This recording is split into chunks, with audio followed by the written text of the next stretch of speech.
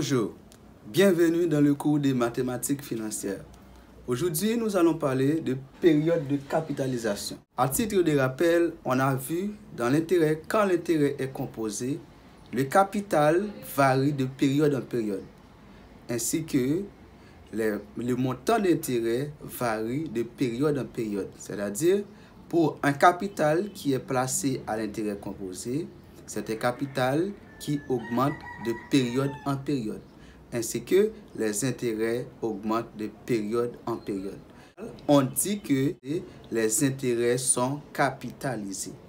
Maintenant, il est important pour nous de voir quelles sont les périodes de capitalisation des intérêts. C'est pourquoi abonner à la chaîne là, moi invite à faire ça maintenant. Nous allons voir maintenant les périodes de capitalisation des intérêts. Les périodes de capitalisation des intérêts est considérée comme la vitesse de capitalisation des intérêts. Nous voulons dire qui ça? Nous voulons dire c'est le nombre de fois que l'intérêt augmente dans une année. Donc, période de capitalisation, c'est la fréquence de capitalisation, c'est la fréquence de capitalisation des intérêts. Donc, ça arrive qu'il y a des gens qui font prêt, côté que l'intérêt augmente plus rapide par rapport avec l'autre, bien peut-être qui fait même prêt à même taux d'intérêt, même montant, même durée. Donc, la différence entre ces deux prêts-là, c'est dans la période de capitalisation des intérêts. Maintenant, il y a plusieurs périodes de capitalisation des intérêts qu'on peut citer. Donc, avant, pour expliquer comment les intérêts sont capitalisés, on a la valeur définitive en intérêt composé qui est égale à le capital initial facteur de 1 plus i exposant n. Ici, cette partie-là représente facteur de capitalisation. 1 plus i exposant n, c'est le facteur de capitalisation.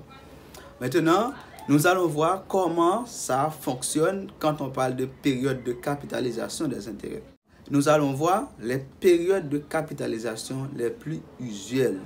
Quelles sont les périodes de capitalisation qui sont plus utilisées? Ici, ça, c'est les valeurs de C.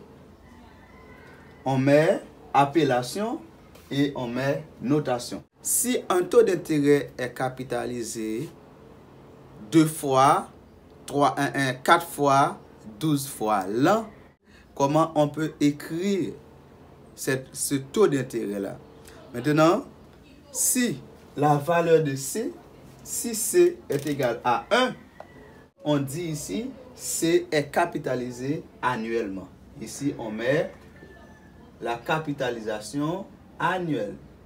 C est capitalisé annuellement. Maintenant, et si C est capitalisé annuellement, comment on note la valeur de C qui c'est ici, c'est le taux d'intérêt. Comment on écrit I? I représente le taux d'intérêt.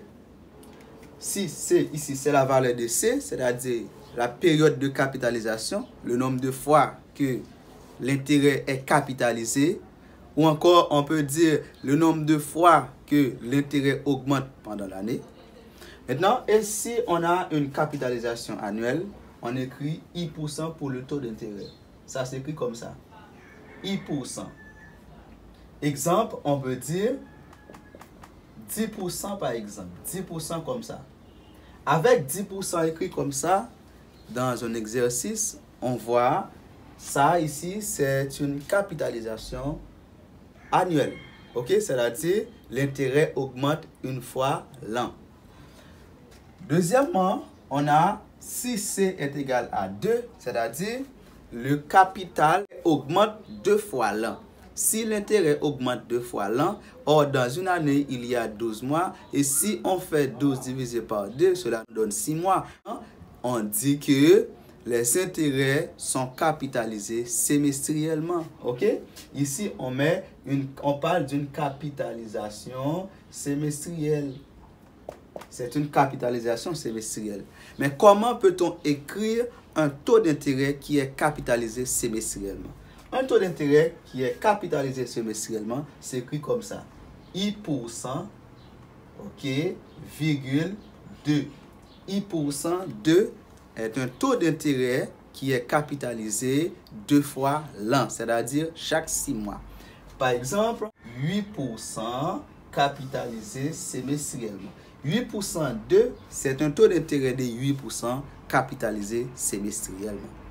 Maintenant, si C est égal à 4, si la valeur de C est égale à 4, c'est-à-dire le capital, alors l'intérêt augmente 4 fois l'an. Si l'intérêt augmente 4 fois l'an, c'est-à-dire on va diviser une année qui compte 12 mois, 12 divisé par 4, cela nous donne 3. Donc, c'est-à-dire l'intérêt augmente, l'intérêt est capitalisé chaque 3 mois. Or, dans une année, il y a 4 fois 3 mois. Donc, chaque 3 mois est égal à un trimestre. Donc, ici, on dit que les intérêts sont capitalisés trimestriellement.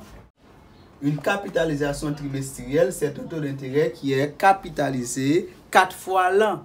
Un taux capitalisé 4 fois l'an, donc c'est un taux qui écrit I% et puis 4. I%, 4. Exemple, on peut dire un taux d'intérêt de 9% capitalisé trimestriellement. Ok? Ça se lit comme ça, un taux de 9% capitalisé trimestriellement. Et si la valeur de C est égale à 12, C égale à 12, or dans une année, il y a encore 12 mois.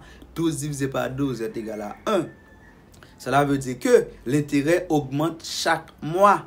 Si l'intérêt augmente chaque mois, c'est-à-dire dans une année, cela varie 12 fois. Ok? Donc, pour cela, on dit que les intérêts sont capitalisés mensuellement. Ok? Mensuel. On parle de capitalisation mensuelle. Donc, si on a une capitalisation mensuelle, ici, on peut écrire le taux d'intérêt comme ça. C'est I% et puis 12. I%, 12. Exemple, un taux d'intérêt de 13% capitalisé mensuellement s'écrit comme ça. Ok? Un taux d'intérêt de 13% capitalisé mensuellement, ça s'écrit 13,12. On lit ça comme ça, le taux de 13% capitalisé mensuellement. Maintenant, une remarque pour nous faire encore, qui remarque nous avons pour nous faire encore, c'est comment si on a un taux d'intérêt qui est capitalisé plus d'une fois l'an, comment peut-on écrire la formule de la valeur définitive ainsi que la formule de la valeur présente que nous avions vu déjà dans une séance précédente. Maintenant, comme nota bene, si le taux d'intérêt est capitalisé plus d'une fois l'an, donc la formule ici, ça c'est la valeur définitive, ça c'est la valeur présente. On a une formule, on a déjà vu la valeur présente est égale à VD, facteur de 1 plus I exposant moins N.